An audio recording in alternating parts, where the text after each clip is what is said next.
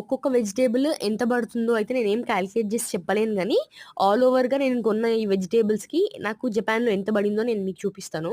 First అయితే నేను ఈ బెండకాయలు కొన్నాను. ఈ బెండకాయలు ఒక్క ప్యాకెట్‌లో 6 ఉన్నాయి. అంటే నేను 2 ప్యాకెట్లు కొన్నా. అంటే 12 బెండకాయలు అంతే. 12 బెండకాయలు కొన్నాను.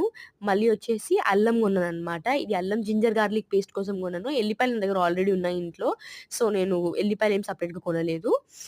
ఇదొచ్చేసి టొమాటోస్ అన్నమాట. మన దగ్గర పెద్ద సైజ్ టొమాటోస్ ఉంటాయి గదా! ఆ టొమాటోస్‌లోనే 5 టొమాటోస్ అనమాట ఇవి. ఈజీగా నాకొక వారం రోజులు అట్లా వచ్చేస్తది.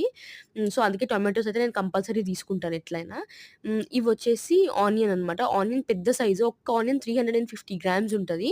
అట్లా 4 ఆనియన్స్ వచ్చినియి. అది సెట్. మళ్ళీ ఎనకాలొచ్చేసి మన క్యాబేజ్ అనమాట. హాఫ్ క్యాబేజే తీసుకున్నా నేను. ఫుల్ క్యాబేజ్ తీసుకుంటే మళ్ళీ నాకు వేస్ట్ అయిపోతది గదా! మొత్తం కలిపి 1680 యెన్స్ అయింది. అంటే దగ్గర దగ్గర రూ. 850